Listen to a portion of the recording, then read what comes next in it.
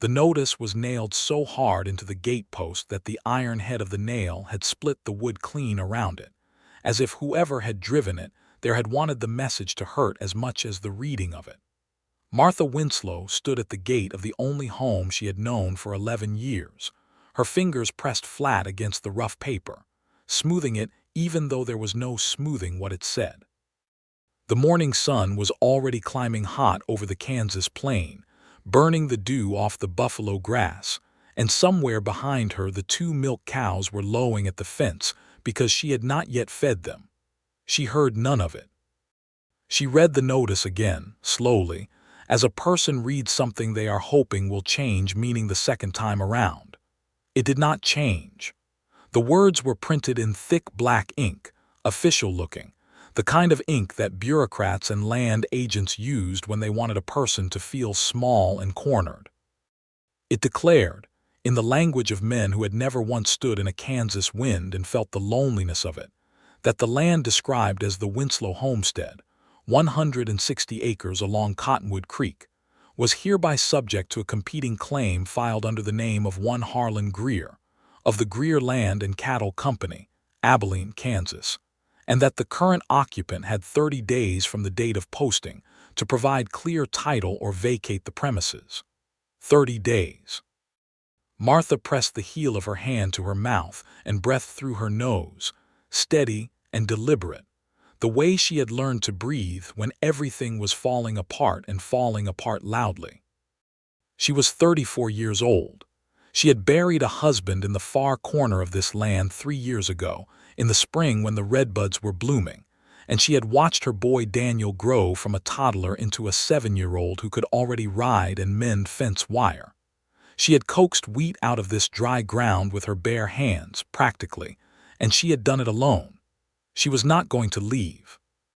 But standing there with the notice in front of her eyes and the flat, empty miles of Kansas stretching out behind her in every direction, she felt for the first time in a long while the particular terror of having no one to stand beside her. That was when she heard the horse. It came from the west, a steady canter that slowed to a walk as it neared the gate, and when she looked up she saw a man on a bay mare, a tall man with the kind of face that the sun and wind had worked on for years, not unpleasantly. He wore a worn leather vest over a blue shirt, dusty trail trousers, and a hat that had seen considerable weather. He was maybe 37 or 38, she thought, with dark eyes that caught the morning light in a way that made her feel, despite herself, that they were the most alert eyes she had seen in some time. He carried no rifle in his saddle scabbard, which she noticed, because she noticed things like that now. There was a bedroll and a saddlebag behind the cantle, suggesting a man who had been riding for days rather than hours. He reined the mare in at the gate and looked down at her, and then he looked at the paper she was holding flat against the post. "Morning, ma'am," he said, and his voice was low and unhurried, a voice that belonged to a man who did not speak unless he meant what he said. "I can see from here what that paper is." Martha straightened. She was not a small woman, not in spirit and not in build, and she met his eyes without flinching. "Then you can ride on," she said. "I have enough trouble without a stranger stopping at my gate." He did not ride on. He took off his hat, which was a courtesy she had not expected, and he turned the brim in his hands once. "My name is Lewis Weston," he said. "I have ridden 3 days from Dodge City and before that 2 weeks out of Texas, and unless I am very much mistaken, that notice on your gate was posted by a man named Harlan Greer." Martha went still. "You know Greer?" "I know of him," Lewis said, and his jaw set in a way that told her the knowing was not a pleasant acquaintance. "And I have a few words for the man who posted it. I was hoping to find his name on a notice around here. I did not expect to find it on a widow's gate." Martha looked at him for a long moment, measuring the way a woman measures when she has had to be her own judge of character for 3 years running, with no one to consult. His hands were steady on the reins. His eyes were clear. He did not look away when she studied him. "How do you know I am a widow?" she asked. "Because a married woman with a husband on the place would not be standing alone at her gate reading an eviction notice in the morning," he said simply.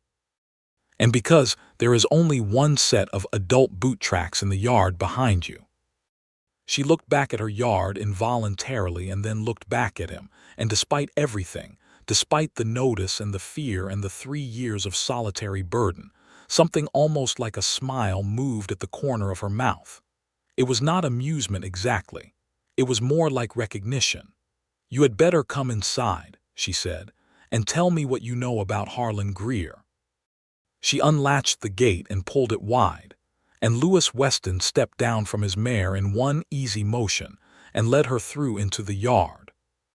The farmhouse was modest but well kept, built of cottonwood planks gone silver-gray from the weather, with a covered porch where a boy was sitting on the steps in bare feet, watching the stranger with enormous brown eyes.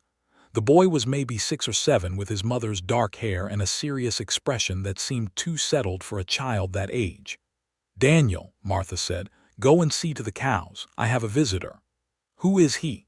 Daniel asked, not moving. "His name is Lewis Weston," she said, "and he is going to tell me something important. Now go." Daniel went, but not without one last long look at Lewis that was so precisely like his mother's measuring look that Lewis nearly smiled. Martha led him to the porch and brought out 2 tin cups of coffee from the pot she kept on the stove through the morning, and they sat on the 2 chairs she kept out there, looking out over the wheat field to the south, which was coming in green and brave-looking despite the lack of rain. "Tell me what you know," she said. Lewis wrapped his hands around the tin cup and looked at the wheat for a moment before he spoke. "Harlan Greer is a land speculator out of Abilene," he said. "He has been working his way across this part of Kansas for 2 years, filing competing claims on homesteads where the original titles have any kind of gap or weakness.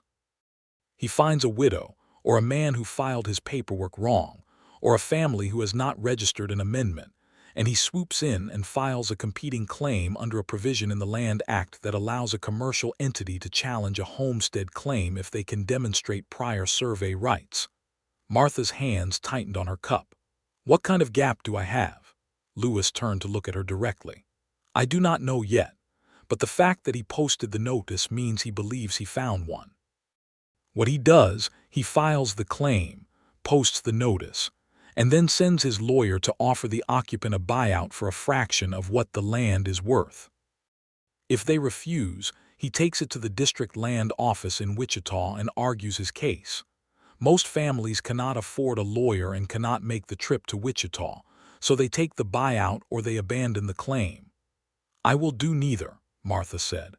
"I know," Lewis said, and there was something in his tone that was not patronizing but was instead something quieter, something that recognized her and accepted it as fact. "But you will need someone who knows the Land Act and who knows Greer's methods to stand with you. And that would be you." He looked out at the wheat again. "I am not a lawyer," he said. "But I spent 2 years working as a land surveyor in Texas before I came up to Kansas, and I have made it my business to understand how men like Greer operate because I have seen what they do to families like yours." He paused. "I lost a homestead of my own to a man like Greer down in the Texas Panhandle. Different man, same methods. I did not know how to fight it then. I know now." Martha was quiet for a moment. The morning was warming up fast, the way Kansas mornings did in late May, and somewhere in the field to the east, a meadowlark was singing its bright, 3-note question. She had always loved that sound. It sounded like hope when you needed it too. "Why were you looking for Greer's name on notices?" she asked. "What are your words for him exactly?" Lewis turned the cup in his hands. "There is a family in Dodge City," he said, "named Carpenter, father, mother, 4 children. They had a homestead claim on 160 acres along the Cimarron River, 3 years building, a good wheat crop coming in this year. Greer filed a competing claim 2 months ago. They had no money and no knowledge of the law. They took Greer's buyout. $250 for land worth 3 times that." He stopped.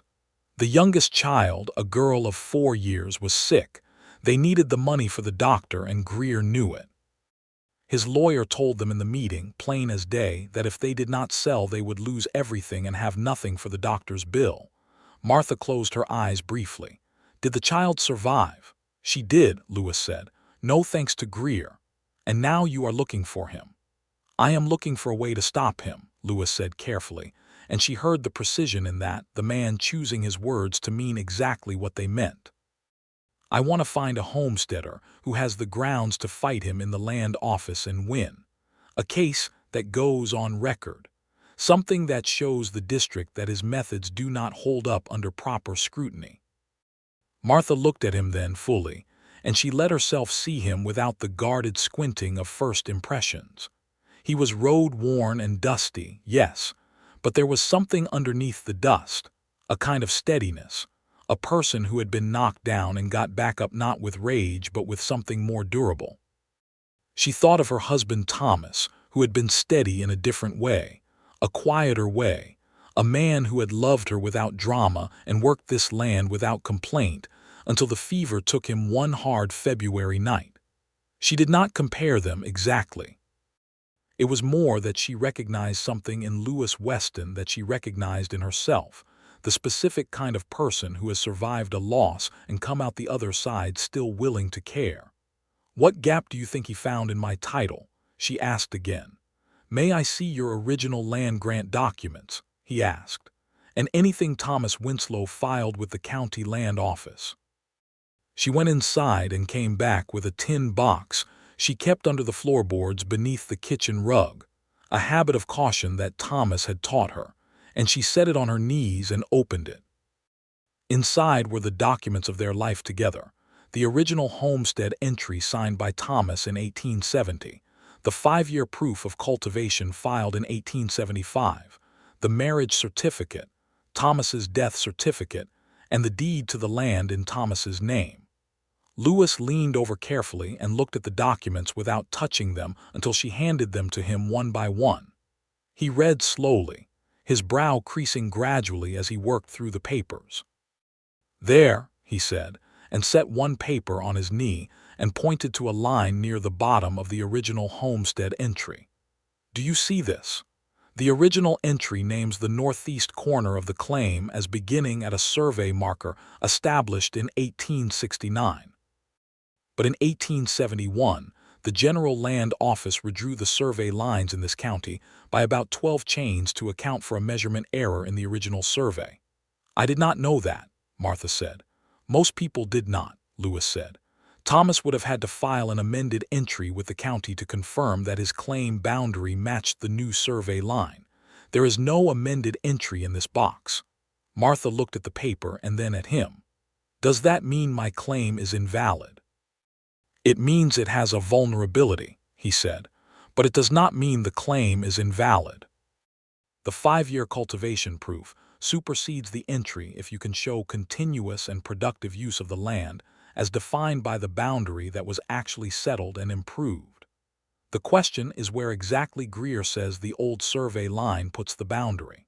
If he argues it puts the northeast corner a significant distance in from what Thomas settled, he could claim a strip of your land, or theoretically challenge the entire claim if the acreage becomes ambiguous. He folded his hands and looked at her steadily. "The good news," he said, "is that I know how to survey the land myself to establish the actual boundary, and I know the clerk at the Wichita District Land Office. His name is Edgar Prout, and he is an honest man, which in a land office is not something you can take for granted. If we can survey the boundary, file an amended entry with a correct description, and present that to Prout before Greer's case is heard, we can close the gap Greer is trying to exploit." Martha took the paper back from him and put it in the tin box and closed the lid. 30 days, she said. "Then we do not waste any," Lewis said. That was how Lewis Weston came to make his camp in the east pasture of the Winslow homestead, under a cottonwood tree at the edge of the creek, where the grass was thick and the water ran cool even in summer. He set up his bedroll and his small canvas tent, and Martha thought to herself, watching from the kitchen window, that she did not feel the unease she might have expected at having a stranger that close. He was a careful, respectful presence. He moved quietly around the place. The first evening he asked if he could help repair the section of fence that was leaning badly along the south pasture, And when she said yes, he did it without fanfare, simply got the tools and did the work, and it was done by sundown. Daniel watched him with the intense evaluation of a boy who has no father and has built elaborate internal standards for what a man ought to be. He did not speak to Lewis for the first 2 days. He simply watched, from a distance that gradually shortened, like a wild thing gaining trust. On the 3rd day, Daniel appeared at Lewis's elbow while Lewis was mapping the southwest corner of the property using a compass and a surveyor's chain he carried in his saddlebag. "What are you doing?" Daniel asked. "I am drawing a picture of your land," Lewis said, not looking up from his notebook. "A very precise picture, so that it can be shown to the judge at the land office." "Why do you need a picture?"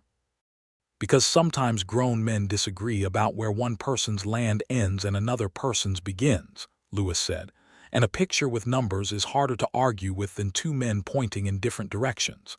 Daniel considered this. "My father measured the fence posts," he said. "He used to let me hold one end of the string." "That is exactly how surveying works," Lewis said, and looked at the boy then, gently. "Would you like to hold one end of this chain while I work?" Daniel took the end of the chain and held it with the gravity of a boy given an important task, and Lewis watched him from the far end of the chain and felt something move through him that was complex and warm and ached a little. The days settled into a rhythm that had not existed on the Winslow place for 3 years, a rhythm with 2 adults in it, moving around the edges of each other carefully, and then, gradually, less carefully. Martha cooked and Lewis ate at the outdoor table on the porch, because it did not seem right, to either of them, to bring a strange man into the domestic kitchen quite yet. But the conversations over those meals stretched longer with each evening, the food growing cold and neither of them quite noticing, because the talk kept finding new places to go.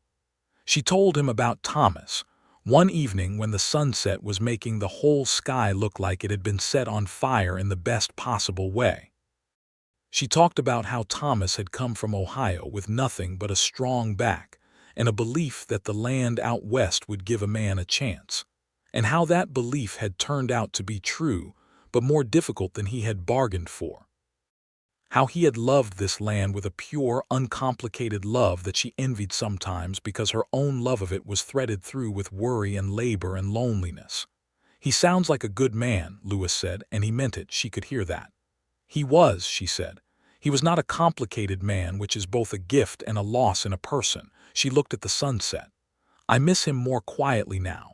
In the beginning it was loud. It was very loud." Lewis nodded. He was quiet for a moment and then he said, "I was engaged once, long time ago in Texas. Woman named Clara. She went back east when the farm failed. She said she had not signed up for the kind of life that ended with losing everything." Martha looked at him sideways. "Did you blame her?" "For a long time," he said. "Then I stopped. Some people know what they can bear, and Clara knew. It would not have been honest for her to stay and resent it." He drank his coffee. "I blamed myself for longer, for not seeing it sooner." "Seeing what?" "That I wanted something from the land she was not interested in." "What did you want from it?" He thought about this for a long time, long enough that the first stars were showing before he answered. "To belong somewhere," he said. "To have a place that was mine and to build something there that mattered. To work ground and feed something from it." He paused. "Clara wanted a town. A house with a parlor and a piano. There is nothing wrong with that." "No," Martha agreed. "There is not." But she was thinking, as she looked out at her dark wheat field under the rising moon, that what he described was exactly what she had here, and what she had fought to keep, and that the recognition of it between them sat on the air between them like something alive. She went inside before she let herself think about it too long. On the 6th day, Lewis rode into Hays City, the nearest town of any size, to send a telegraph to Edgar Prout in Wichita, and to check at the courthouse for the original 1871 survey records that would confirm the corrected boundary line. He asked Martha if she needed anything from town. She gave him a list of flour and salt and thread and a jar of molasses, and a little money from the tin box, and she watched him ride out on the bay mare with the morning light behind him, and stood at the gate for a moment longer than was strictly necessary before she went back to work. He was back by late afternoon with the survey records and the supplies and a piece of news that was not welcome.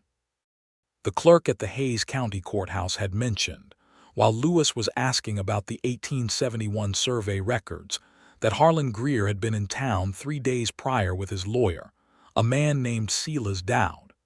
They had filed a formal contest claim at the county level and requested a hearing in Wichita in 3 weeks. 3 weeks, not 30 days. Greer had used the time since posting the notice to push the process forward. Martha heard this standing in her kitchen with her hands in bread dough, and she pressed the dough hard with her knuckles and said nothing for a moment. "That is less time," she said finally. "It is," Lewis said, "but the survey is nearly done," and Prout replied to my telegraph. He says if we can file a proper amended entry with a complete boundary description and a survey certification before the hearing, the contest claim will have to address that filing. It does not guarantee we win, but it puts us on equal footing. Can we do it in 3 weeks? I need 2 more days on the survey, he said. Then I need to draft the amended entry and ride to Wichita to file it in person. Martha pulled the bread dough out onto the board and shaped it without speaking for a moment. "Will you take Daniel with you to help hold the chain tomorrow?" she asked. Lewis looked at her, and something in his face shifted, softened. "If you think he would like to come." "He would not let on that he would like to come," Martha said. "But he would like to come." Lewis smiled at that, and it was the first full smile she had seen from him, and it changed his face considerably, opened it up, made him look younger and less battle-worn. The surveying took 3 days instead of 2 because the northeast corner of the property was in thick creek brush, and the measurements had to be taken twice to be certain. Daniel was there for all of it, holding the chain or writing down numbers when Lewis dictated them in a small, careful voice. And by the end of the 3rd day, Daniel was calling him by his first name without being invited to, which Martha noticed and did not comment on, but which settled something in her chest that had been tight for a long time. On the evening after the survey was finished, Lewis spread the completed map on the kitchen table, the first time he had been inside the house, and Martha and Daniel leaned over it together while he explained what it showed. The corrected boundary placed the northeast corner exactly where Thomas had originally fenced it, which meant Greer's argument about the 1869 survey error, if he was planning to use it as leverage to claim that strip of ground, was going to fall apart against a certified modern survey. "He knew," Lewis said, tracing the fence line on the map with his finger. "Greer knew the corrected survey put the boundary here, which is why his filing is phrased in terms of ambiguity rather than a straight competing claim. He could not claim the land outright. He was trying to create enough doubt about the title to force a hearing, hoping you would not be able to defend yourself at it." "He picked the wrong widow," Daniel said, with a gravity that was almost comical. Lewis looked at the boy and then at Martha, and Martha looked back at him, and the look between them was warm and wordless and lasted a moment longer than either of them planned. "He did," Lewis agreed. The next morning Lewis packed his saddlebag with the survey documents, the amended entry he had drafted by lamplight until past midnight, and the original land grant documents from Martha's tin box, which she handed over to him with both hands and a steadiness of expression that was costing her more than she showed. "I will take care of them," he said. "I know you will," she said. He swung up onto the bay mare and looked down at her in the morning light. The Kansas sky was enormous behind him, pale and wide and full of the particular clarity that came before a hot day. She shaded her eyes with one hand and looked up at him, and he looked down at her, and for a moment neither of them spoke. "How long will you be?" she asked. 4 days to Wichita, possibly 5 if the creek crossings are high. 2 days to meet with Prout and file the documents, 4 or 5 days back." He paused. 11 days, maybe 12. She did the arithmetic against the hearing date. It was close. It was very close. "I will be here," she said. He touched his hat brim, which was something different from taking it off, something between a bow and a promise, and rode west into the morning. The 11 days that followed were the strangest Martha Winslow had experienced since the weeks after Thomas died, strange in a different way, strange in the way that absence can be its own kind of presence. She worked hard as she always worked, harder even, because the wheat needed tending and the fence in the north pasture needed patching, and there were 100 tasks she had been letting slide while the matter of the notice occupied her mind. Daniel helped with what he could and played alone with what he could not help, and in the evenings they sat on the porch and Martha read aloud from the Bible, and from a dog-eared copy of a natural history book that had been Thomas's, the one with the illustrations of birds and animals that Daniel could lose himself in for hours. She found herself, on the 6th evening, catching herself thinking about Lewis Weston in a way that was not purely practical, not purely about the case and the filing and the 30 days. She was thinking about his hands on the surveying chain, the particular care with which he handled documents, the way he had looked at her wheat field on that first morning with genuine appreciation for what it represented, the labor and the hope and the stubborn refusal of surrender that it took to grow anything out of this dry Kansas earth. She put the thought away firmly. She was a practical woman. She did not have the luxury of sentiment that was not grounded in something solid. But she found herself thinking it again. On the 8th day, a rider came to the gate. He was a heavy-set man in a black coat despite the heat, and he had a lawyer's careful way of holding his face very still. He dismounted and removed a card from his coat pocket and held it through the gate to Martha, who was standing on her porch side of it and did not come closer. "Silas Dowd," he said pleasantly. "Attorney at law, Abilene. I represent the Greer Land and Cattle Company." "I know who you are," Martha said. Dowd replaced the card in his pocket without apparent offense. "Then I will save us both time, Mrs. Winslow. My client is willing to offer you a generous settlement in exchange for your voluntary withdrawal from the contested claim. $350 cash, payable within 30 days, plus a period of 60 days for you to make other living arrangements." He considers this a fair reflection of the uncertainty regarding the boundary question and the cost of litigation. Martha came down the porch steps and walked to the gate and looked at Dowd through the wooden slats. She was not going to open it. "You can tell your client," she said, clearly and without raised voice, "that this land belonged to my husband and now belongs to me and my son, and that we have grown crops on every acre of it for 11 years, and that we will not be taking $350 or any other amount, and that if Mr. Greer wishes to press his case in Wichita, I will meet him there." Dowd studied her. His expression suggested he was revising upward his estimate of the difficulty of this particular acquisition. "There is a hearing scheduled," he said. "I know there is," she said. "You would be advised to have representation." "I have representation," she said, which was not entirely accurate at that moment but felt right to say. Dowd looked at her for a long moment, and then he nodded once, retrieved his horse, and rode away without looking back. Martha watched him go all the way down the road until the dust of him settled, and then she went back inside and let out the breath she had been holding for the better part of that conversation. She had representation. She had said it. And she realized, standing in her own kitchen with her hands flat on the table, that she meant it entirely, and that it was about more than the land case. Lewis rode back on the morning of the 11th day, coming in from the west with the sunrise behind him, dusty and tired, and wearing the particular expression of a man who has accomplished something and is not yet certain whether to say so. He tied the mare at the gate and came up to the porch where Martha was already standing with 2 cups of coffee, because she had heard the hoofbeats a quarter mile out the way you learned to hear things when you lived alone on a flat plain. He took the coffee and looked at her. "It is filed," he said. Pruitt accepted the amended entry. "The survey certification is on record. Greer's case now has to address a properly filed, professionally surveyed claim with continuous cultivation documentation." Martha gripped her cup with both hands. "And Prout, he is honest." "He is honest," Lewis said.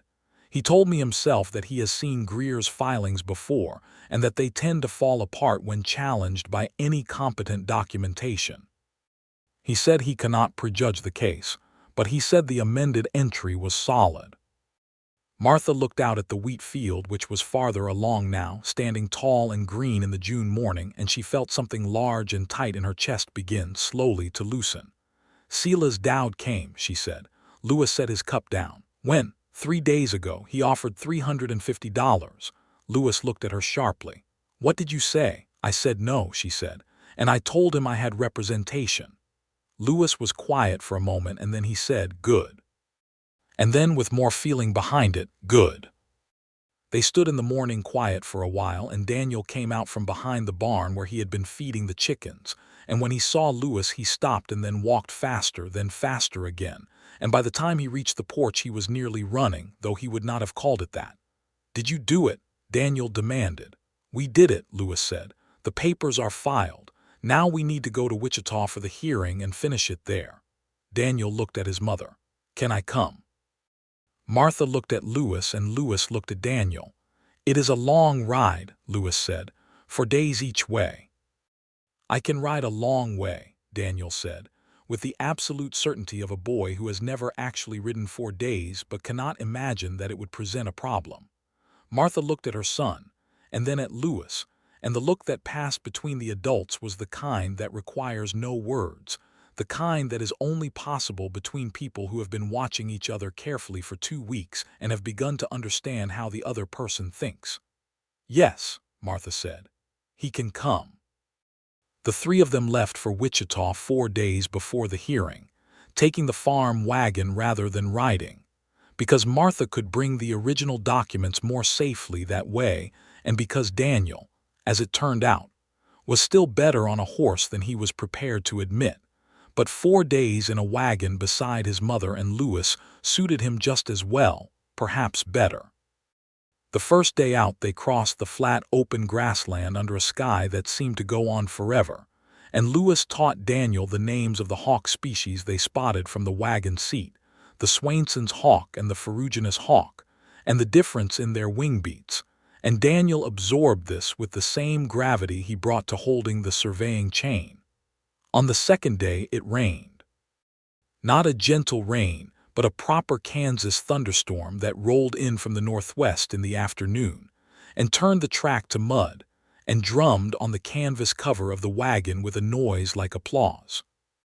Martha and Daniel and Lewis sat under the canvas while the thunder moved through, and Daniel eventually fell asleep against his mother's side with Lewis's coat tucked around him, because Lewis had offered it without being asked, and Martha had accepted it for her son's sake. Sitting there in the drumming rain with the sleeping boy between them and the lightning moving off to the east, Martha said, quietly so as not to wake Daniel, "I have been trying to decide what I think of you." Lewis looked at her in the low light. "What have you decided?" "Not quite yet," she said, "but I am further along than I was." "In what direction?" he asked. She considered this, with the rain coming down outside and Daniel warm and breathing against her side. "A good direction," she said, and looked back out at the rain. Lewis said nothing for a while, and then he said, "I have been thinking about what happens after the hearing. And I have not figured it out yet," he admitted. "I have been moving for a long time. It is a hard habit to stop." "Moving feels safer," she said. "When you have lost something, moving is a way of not having to look directly at the place where it used to be." Lewis turned to look at her with a kind of directness that was startling. "You are a perceptive woman, Martha Winslow," he said. "I have had a lot of time to think," she said. The rain moved on before dark, and they made camp where they were, and Lewis built a fire with wet wood which took patience and skill, and he had both, and Daniel woke up and ate cornbread and dried beef and was asleep again before the fire had burned down to coals.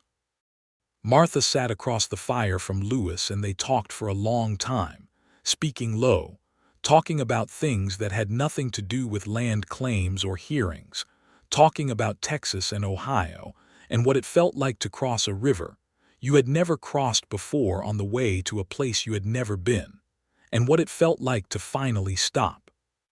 Wichita in June of 1880, was a city that was still making up its mind about what it wanted to be. The cattle trade that had made it roar in the early 1870s had moved west along with the railroad, and the city was in the process of becoming something quieter and more permanent, with brick buildings going up along Main Street and a new courthouse that smelled of fresh lumber. There were still cowboys and trail hands in the saloons, still the distant sound of cattle from the yards to the south, but there were also lawyers and merchants, and a women's temperance group that held signs on the corner on Saturday afternoons. They put up at a rooming house near the courthouse, 2 rooms, Martha and Daniel in one and Lewis in the other, and Lewis paid for both rooms without discussion, which Martha accepted without argument because she understood that it was not charity but practicality, and there was a difference, and Lewis knew the difference. The hearing was set for 9 in the morning 2 days after their arrival, at the district land office, which was a single-story building of red brick on a side street off Douglas Avenue. Edgar Pruitt himself met them at the door. He was a small, neat man in his 50s with a precisely trimmed gray mustache and the kind of meticulous attention to order that made him very good at his job. He shook Lewis's hand and nodded to Martha and Daniel, and he said to Martha, "Mrs. Winslow, your amended entry and survey certification are duly filed and in order. You have prepared this case well. Mr. Weston did the surveying and the legal drafting," she said. "He told me in his telegraph that you made the decisions," Pruitt said, and looked at her with a kind of respect that she had not often received from men she had just met. Harlan Greer arrived 15 minutes later with Silas Dowd and a second man whose name Martha did not catch, and she looked at Greer for the first time and found him less impressive than she had imagined. He was a prosperous-looking man in his late 40s, well-fed and well-dressed, with a watchful, calculating quality to his eyes that she had seen before in a type of man who measured everything by its price. He did not look at Martha when he came in. He looked at Lewis, and Martha saw something flicker in Greer's expression, a quick recalculation. "Weston," Greer said flatly. "Greer," Lewis said just as flatly. The hearing was not a trial. It was an administrative proceeding before Pruitt and 2 land office examiners, one of whom was a woman, which Martha noted with private satisfaction, a land office examiner named Ruth Caldwell, who listened with sharp attention throughout the proceedings. Dowd presented Greer's case first, which rested on the argument that the original 1869 survey established a boundary that conflicted with the homestead entry filed by Thomas Winslow, creating an ambiguity in the title that the Greer Land and Cattle Company's prior survey rights could resolve. Then Lewis presented. He did it calmly, without theater, unfolding the survey map and walking the examiners through the corrected 1871 boundary line, the certified survey he had conducted himself, the continuous cultivation documentation going back 11 years, and the amended entry that resolved the ambiguity conclusively. He spoke in plain language, never condescending, never raising his voice, citing the relevant provisions of the Homestead Act and the 1871 Survey Amendment with the precision of a man who had spent 2 weeks doing nothing but preparing for this moment. When he was done, Pruitt asked Greer's lawyer to explain how the competing claim remained valid in light of the certified amended entry, and Dowd talked for a good while longer than necessary without actually answering the question. It took Pruitt and the 2 examiners 45 minutes of deliberation. When they came back, Pruitt read from a written decision that he had clearly prepared at least partially in advance, which suggested he had known which way this was going. The competing claim filed by the Greer Land and Cattle Company was denied as unsupported. The amended homestead entry filed by Martha Winslow was accepted and entered into the official record. The Winslow homestead was confirmed. Martha sat very still when Pruitt read the decision. Daniel gripped her hand hard under the table. She looked straight ahead. Greer and Dowd left without speaking. Greer paused at the door and looked back at Lewis, and the look was cold and contained a warning of the sort that men like Greer dealt out when they lost, but Lewis held his gaze until Greer turned and went out the door. Prout came around the table and shook Martha's hand, and Ruth Caldwell shook it too and said, "Your family built that land, Mrs. Winslow. It belongs to you. I am glad the record reflects that." Martha thanked her and thanked Prout, and then she picked up her tin box of documents, and she and Daniel and Lewis walked out of the land office into the Wichita afternoon, where the sun was high and the street was busy, and the sky was as wide and blue as the sky anywhere. They stood on the board sidewalk outside the land office, and Daniel immediately said, "We won," with a satisfaction so pure it was almost funny, and Martha laughed, a real laugh, the kind that comes up from somewhere below the chest, the kind she had not heard come out of herself in a long while. Lewis looked at her when she laughed, and the way he looked at her was the way a person looks at something they have been afraid to want too clearly. That evening, the three of them had supper at a proper restaurant on Douglas Avenue, an occasion that Daniel commemorated by ordering a second piece of apple pie with a solemnity that suggested he understood this was a celebration, and intended to celebrate it fully. Martha let him. Over the coffee afterward, when Daniel was occupied with the last of the pie, Lewis set his cup down and looked at the tablecloth and said, "Martha." She looked at him. "I am not a man who makes speeches," he said, "so I will say it plainly. I came to Kansas looking for Harlan Greer. I found your gate instead, and I would like very much if you are willing to stop moving." Martha looked at him for a long moment. Outside the restaurant window, the Wichita street was busy with evening traffic, horses and wagons and a group of cowboys crossing to the saloon across the street, and beyond the rooftops the sky was going amber and rose. It was a beautiful sky. Kansas always had beautiful skies. She had noticed that in all the years she had lived under it. "Where would you stop?" she asked carefully. "If you would allow it," he said, still looking at the tablecloth, "I would like to come back to Cottonwood Creek." "You have a bedroll in my east pasture," she said. He looked up at her then. "That is not what I mean," she said quietly. "As you know." He held her gaze. "I know." The candlelight was warm between them, and Daniel was ostentatiously ignoring this conversation by staring at his empty pie plate. "I need time," she said. "Not a great deal of it, but I need some." "I know that too," Lewis said. "And you are patient," she said. It was not quite a question. "For the right thing," he said. "I am the most patient man you will ever meet." Something moved through her then, warm and certain, a thing she had been turning over for days, turning it over in the rain under the canvas, turning it over in the firelight, turning it over in the dry Kansas air of early June. She had been a widow for 3 years, and she had been lonely for all 3 of them. Not the sharp, loud loneliness of the beginning, but the quieter kind that settled into the bones after a while. The kind you stopped noticing except in moments like this, when something else showed you by contrast what it felt like to have warmth close by. "All right, Lewis Weston," she said. "Come back to Cottonwood Creek." He smiled again, that full, open smile, and she decided she liked that smile very much. The ride home from Wichita took 4.5 days because they were not in a hurry. There was no hearing bearing down on them and no notice to beat. They took their time at the creek crossings and let the horses drink long, and in the evenings Lewis told Daniel stories about the Texas Panhandle and the survey work he had done there.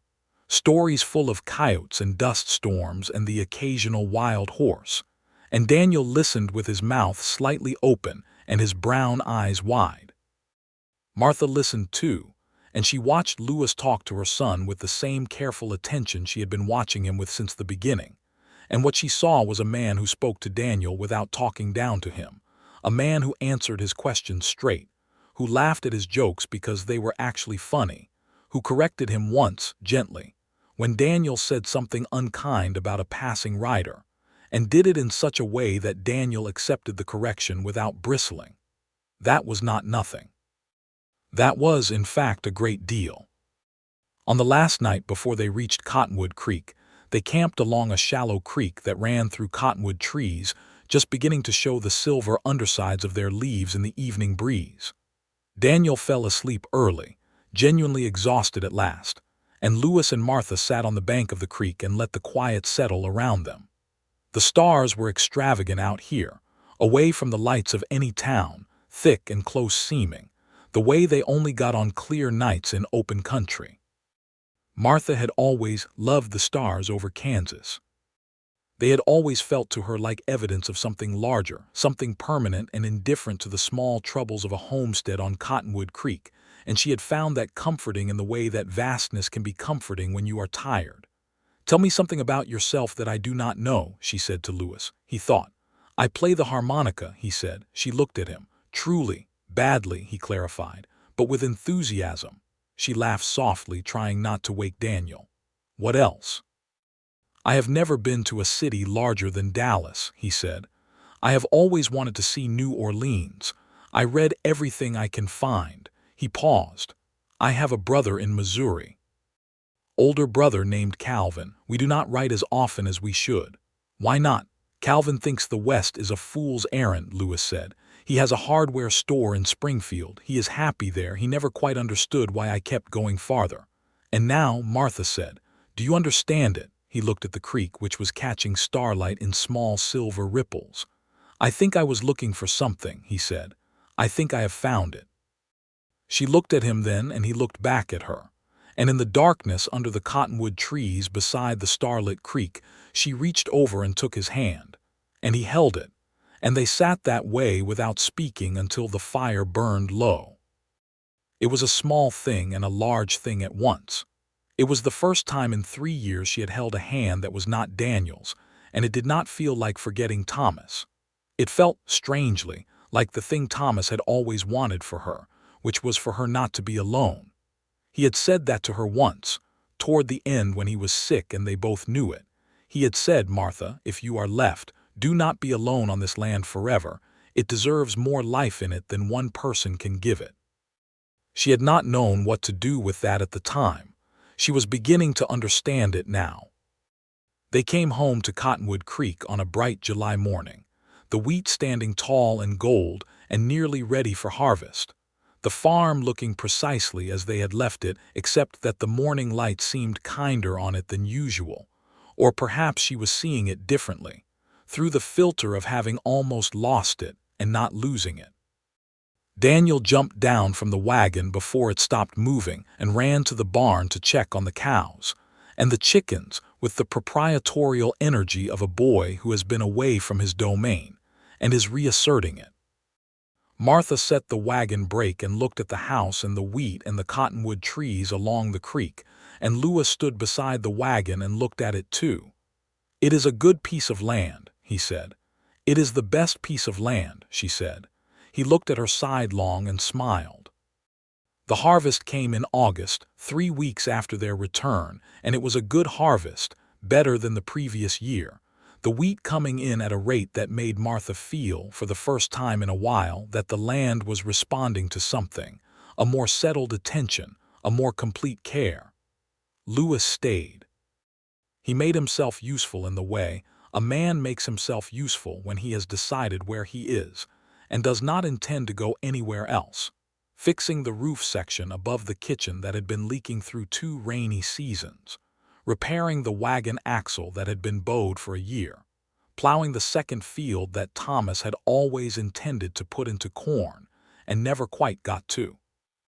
He maintained his camp in the east pasture for propriety's sake, because this was 1881 and Kansas, and people knew each other's business, whether you wanted them to or not, and Martha's standing in the community mattered to her practically and personally. But the camp became less of a camp and more of a place where he kept his gear, and his evenings were spent on the porch or at the outdoor table through the warm weather, and, as the evenings cooled toward fall, increasingly inside, at the kitchen table where the lamp was good, and the warmth of the stove reached everywhere. The neighbors came to their own conclusions, as neighbors will. Mrs. Hartley, who lived 4 miles east, came calling in late August with a cake and a very thorough set of questions wrapped in pleasantries, and Martha answered them pleasantly and did not give an inch more than she intended to give. And Mrs. Hartley went home with the cake plate and a very clear understanding that Martha Winslow was doing just fine, thank you, and that the man at her place was a surveyor who had helped her with the land matter, which was true as far as it went. The Reverend Sims at the Methodist Church in Hay City, which Martha attended irregularly because the ride was long, happened to be present one Sunday when Martha and Lewis came in together with Daniel, and Sims gave Lewis the evaluating look of a man of God, assessing the intentions of a male stranger in the vicinity of a widow in his congregation, and Lewis met the look squarely, and with the kind of transparent honesty that tends to satisfy men of God more than any words would.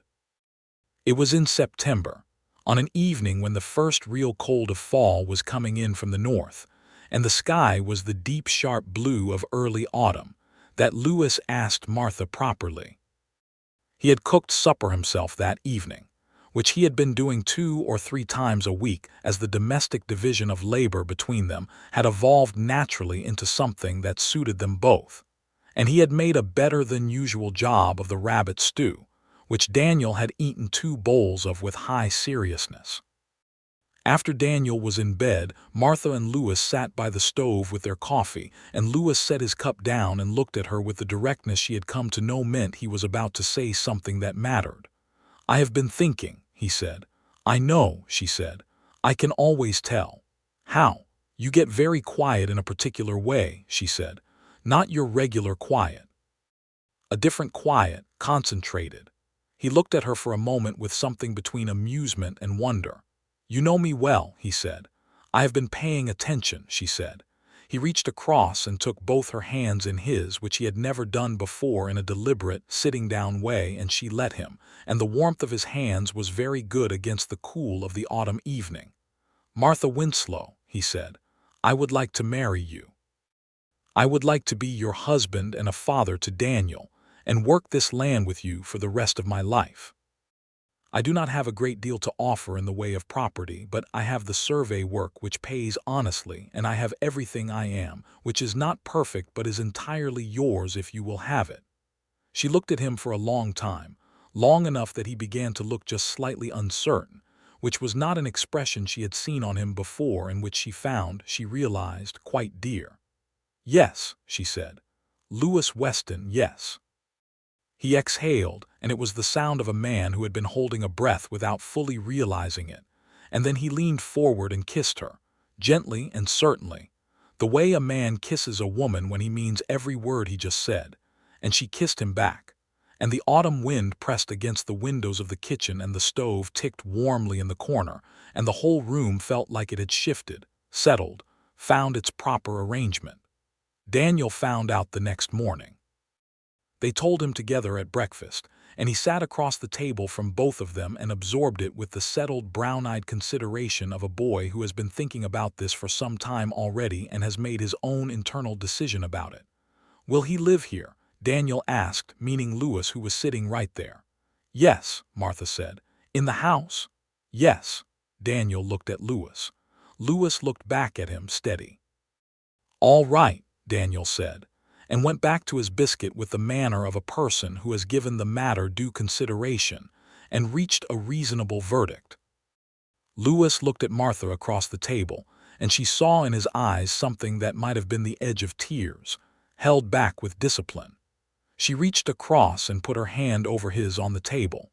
They were married in October of 1881 in the Methodist Church in Hay City, on a clear cold Saturday with the sky the color of a blue jay's wing.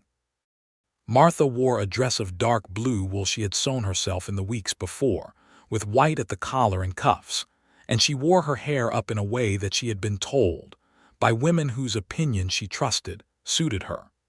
Lewis wore his good coat and a new hat and was so clearly and undefendably handsome in them that Mrs. Hartley, who attended despite not being invited because that was the sort of woman she was, told her husband afterward that she had underestimated the surveyor. Reverend Sims performed the ceremony with more warmth than Martha had expected from him, perhaps because, in the intervening weeks, he had asked around about Lewis Weston and had evidently liked what he heard. Daniel stood beside them both at the altar with the solemnity of a boy performing a ceremony that he understood mattered, holding the ring on a small cushion that Mrs. Hartley had produced from somewhere, and when the moment came, he handed it over with precision. Lewis put the ring on Martha's finger, and his hands were steady, and his eyes were bright, and when Sims said to kiss his bride, he did so with a warmth that made the small congregation murmur appreciatively. Afterward, there was a dinner at the home of the Carpenter family, whom Lewis had mentioned in his first conversation with Martha, and who had come up from Dodge City for the occasion, a move that Martha found enormously touching. The Carpenter father was a quiet man with work-worn hands who shook Lewis's hand for a long time without speaking, and the Carpenter mother cried a little and pressed Martha's hands and said, "He is a good man, that one." And Martha looked across the room at her new husband, who was crouching down to talk to the Carpenter children at their level, and she said, "Yes, I know." The winter that followed was the first winter on the Cottonwood Creek farm since Thomas's death that did not feel like a siege. It felt like what it was supposed to feel like, a season of closeness, the cold outside and the warmth in, the snow on the wheat field that was actually good for it, the slow days of mending and reading and sitting by the stove with the smell of wood smoke and coffee and something baking, Daniel's voice asking questions about everything, Lewis's patient answering, the particular domestic music of people who belong together learning each other's daily rhythms. Lewis wrote to his brother Calvin in Missouri and told him he was married and settled on a homestead in Kansas. And Calvin wrote back a long letter that was mostly disbelief, but ended in genuine congratulations and an invitation to bring his wife and stepson to Springfield someday, an invitation they put aside to consider in the spring. On a cold February evening when the snow was coming down hard outside and the stove was throwing good heat and Daniel was long asleep, Lewis sat across from Martha at the kitchen table with a letter he had received from Edgar Prout in Wichita. He handed it to her to read. It said that the Greer Land and Cattle Company had been formally investigated by the District Land Office following a complaint filed by a coalition of homesteaders in 3 Kansas counties, a complaint that Prout had been gathering evidence for over the past several months. Harlan Greer had been found to have filed 17 fraudulent competing claims in the past 3 years, using the same method he had attempted with the Winslow homestead. In 12 of those cases, the families had taken buyouts. The investigation had resulted in criminal charges being filed against Greer for fraudulent land filing and harassment of homesteaders, and Silas Dowd had surrendered his law license in lieu of facing similar charges. Martha read the letter twice and then set it down on the table. "All 17 families," she said. 12 of them took buyouts, Lewis said. "The money is not recoverable," Prout says, "but the practice is stopped. Greer will not be doing this to anyone else." She looked at the letter for a while. "The Carpenter family," she said, $250. "Yes," Lewis said quietly. She folded the letter carefully and set it in the tin box on the shelf, beside the land documents and the marriage certificate and Thomas's original homestead entry. "I wish it had helped them more," she said. "I know," he said. "So do I." She looked across the table at him, at the man who had ridden up to her gate on a bay mare with a few words for the man who had posted the notice. And she thought about the 12 families who had not had someone like that come riding up to their gate, and she felt something that was both gratitude and an ache for the ones who had not been as lucky, and she let herself feel both of those things fully. Because she was not the kind of woman who allowed the good of her own life to make her forget the injustice that existed all around it.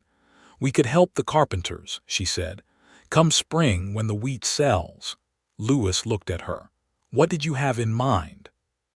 "I do not know exactly," she said, "but I know they lost something and did not get it back. I know what that feels like almost, and I know what it feels like to have someone arrive at your gate when you needed them."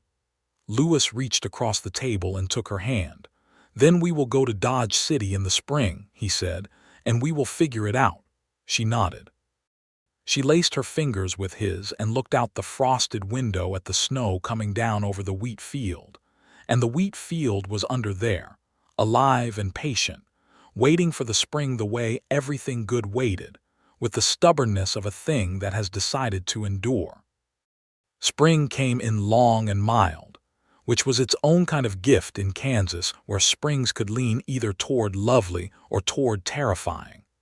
The wheat came up out of its winter resting with what felt to Martha like a particular eagerness, and Lewis walked the fields in the early mornings checking on it, and came back to breakfast with the particular satisfied look of a man who is doing the work he is meant to do.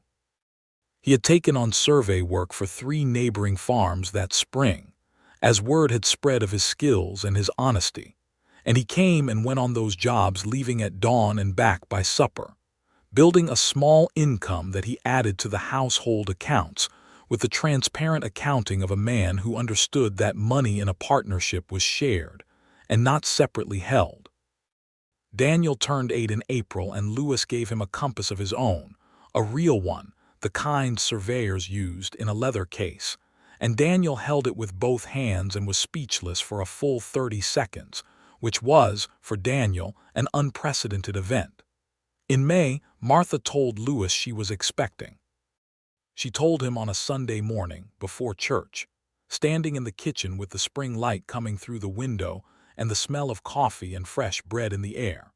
And Lewis set down his coffee cup and stood up from the table and took her face in both his hands and looked at her for a long time with an expression she had never seen on him before and could not have named exactly, something that was wonder and tenderness and a kind of grateful disbelief at the specific shape of his own fortune.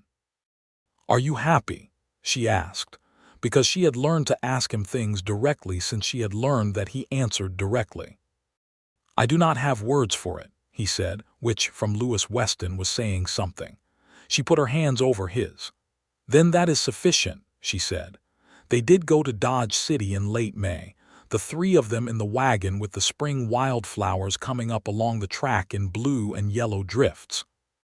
They found the Carpenter family in a small house on the edge of town, the father working at the freight yard, the mother taking in laundry, the 4 children growing and making the best of things, the youngest girl, who had been sick when Greer forced the buyout, now round-cheeked and running in the yard.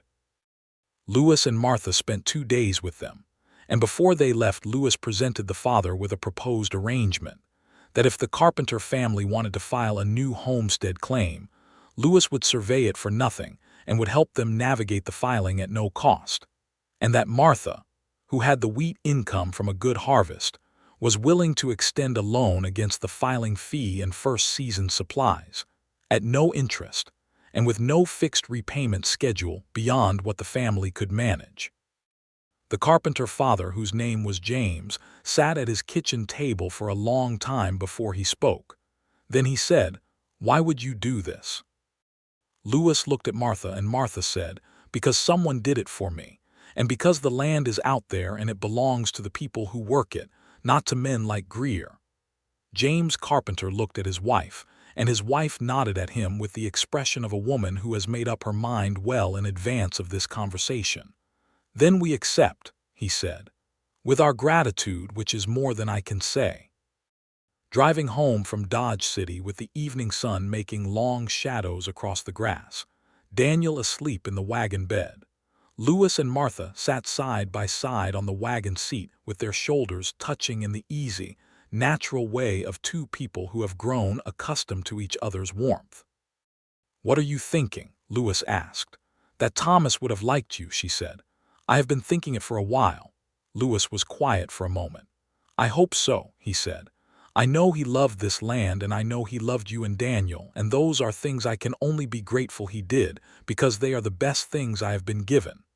She leaned against his shoulder, and he put his arm around her, and they drove on through the fading Kansas evening into the last of the light.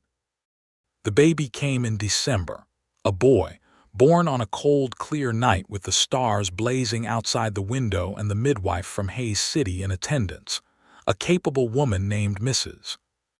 Bauer, who had delivered half the children in the county and had the serene competence of long practice. Lewis was in the kitchen because that was where the midwife put the fathers traditionally, but Mrs. Bauer had left the door between the rooms cracked because she had looked at this particular father and decided he was the kind of man who would not go to pieces and would in fact be useful if called upon. And so when it was done and Martha was resting and the baby was washed and wrapped, Mrs. Bauer opened the door and said, "You can come in now, Mr. Weston." He came in quietly and stood beside the bed and looked down at Martha, who was tired in the deep way of a woman who has done an enormous and complete thing with her body, and she looked up at him with clear and peaceful eyes, and he sat down on the edge of the bed beside her, and she placed the wrapped baby in his arms. He looked at his son. The baby was red-faced and apparently outraged by the world, his small hands fisted and his eyes screwed shut, and he was the most perfect thing Lewis had ever seen. "He looks angry," Lewis managed. "He will settle," Mrs. Bauer said serenely from the doorway. "What shall we name him?" Martha asked. Lewis looked at her. "I thought we might name him Thomas," he said, "if you are willing." Martha looked at him and her eyes were very bright. "Lewis," she said. "He loved this land," Lewis said simply, "and he should be remembered in it." She reached up and put her hand against his jaw. "Thomas Lewis Weston," she said. "Yes," Lewis said. "Thomas Lewis Weston." Daniel appeared in the doorway in his nightshirt, having been supposedly asleep, but having been in practice listening intently from the top of the stairs, and he pushed past Mrs. Bauer with zero apology and came to the bedside and looked at the baby with the same evaluating brown eyes with which he had once looked at Lewis. "He is smaller than I expected," Daniel said. "He will grow," Lewis said. "Can I hold him?" Lewis looked at Mrs. Bauer, who nodded, and he carefully transferred the baby to Daniel's careful arms, and Daniel sat on the edge of the bed beside his mother and held his little brother with the gravity of someone undertaking a great responsibility, and the lamplight was warm on all of them. The winter passed, and the spring opened up green and good along Cottonwood Creek, the redbud trees coming into bloom in the far corner of the farm, near the place where Thomas Winslow was buried, and Martha walked out there one afternoon in early April with the baby on her hip and stood at the simple wooden marker and talked to Thomas for a while, the way she had always talked to him since the beginning. She told him about the hearing and the land, and she told him about Lewis and how Lewis had come to be here, the morning at the gate, the notice, the whole of it, and she told him about Thomas Lewis Weston, who was 4 months old and already looked at the world with an intelligence that might have been inherited from more than one source, and she told him about Daniel, who had grown 2 inches in the past year and was becoming, astonishingly, someone you could see the outlines of the man in. Serious and kind and curious, the best of what she had hoped. The redbud tree above the marker was in full bloom, its branches so covered in small pink blossoms that they almost obscured the Kansas sky behind it. It was the kind of thing that was almost too beautiful for a practical person to take at face value, and Martha Winslow had always been a practical person, but she had also always had the capacity to look at something beautiful and accept it. She walked back to the farmhouse in the afternoon light, and Lewis was on the porch fixing a section of the porch railing that had worked loose over the winter, and he looked up when he heard her coming, and whatever he saw in her face, which was peaceful in a complete and settled way, made him set down his tools and meet her at the porch steps. She handed him the baby and he took him easily, the way he did everything, with a quiet competence that she had never tired of watching, and the baby looked up at his father with the enormous blue eyes that were just starting to think about turning darker. "Are you all right?" Lewis asked her. "Yes," she said. "I was visiting Thomas." He nodded, understanding as he understood most things about her now without needing it spelled out. "The redbud is blooming," he said. "It is beautiful," she said. He kissed her forehead, shifting the baby easily on one arm, and she leaned into him for a moment, just a moment, before she went inside to start supper. Later that summer, Lewis received a letter from the new district land agent in Wichita, a man who had replaced the previous one and was making it his business to rebuild the reputation of the office.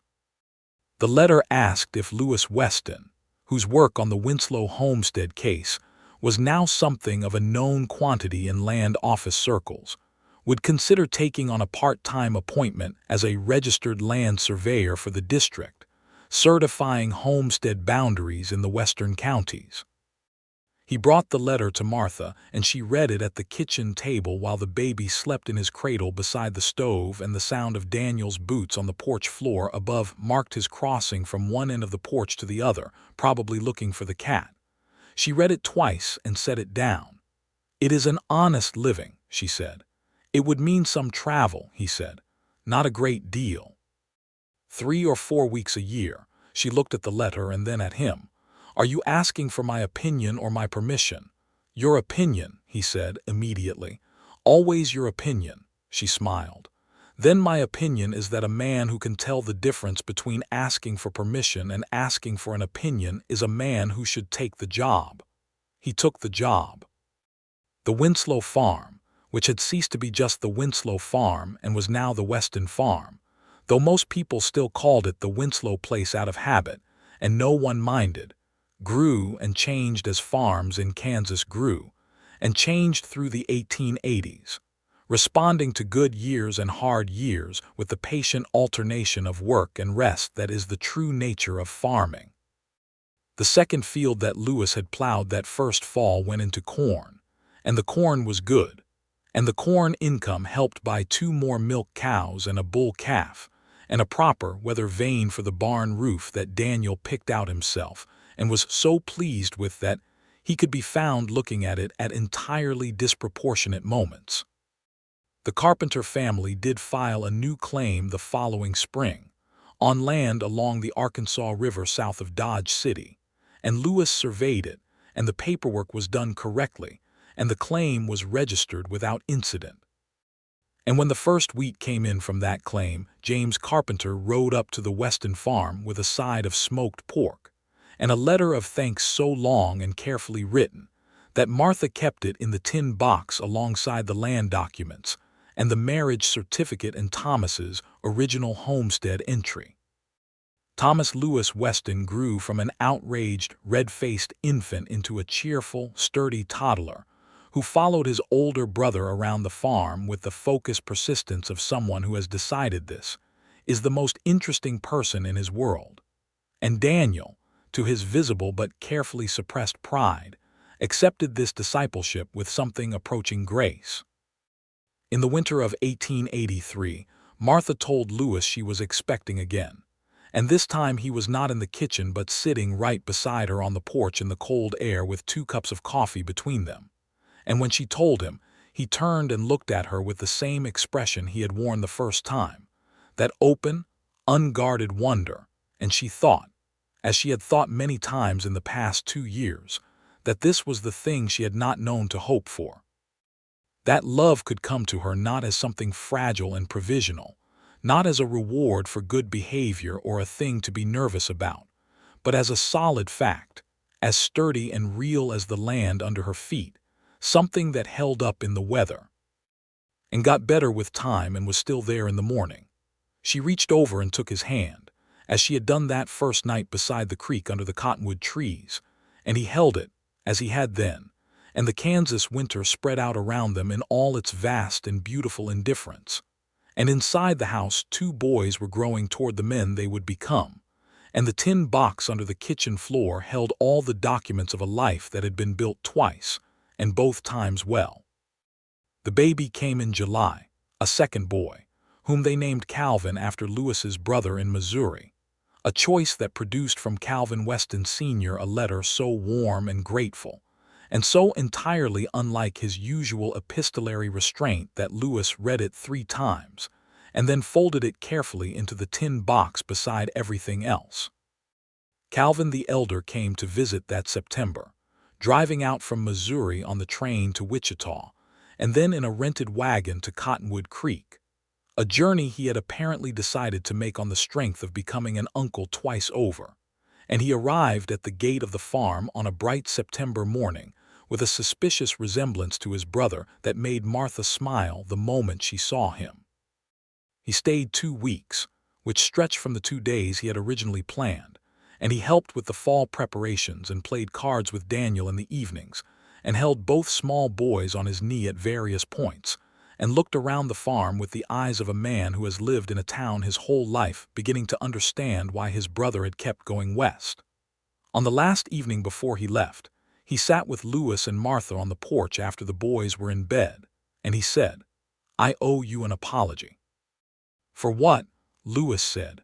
"For every letter I wrote you telling you that the West was a fool's errand," Calvin said. "For every time I told you to come back to Missouri and take up something sensible." He looked out at the dark farm, the wheat field under the September moon, the cottonwood trees along the creek throwing pale moving shadows.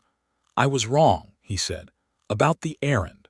Martha looked at Lewis, and Lewis looked at his brother with the expression of a man who has already forgiven everything but is glad to have it said aloud. "Come back in the spring," Lewis said. "Help us get the corn in."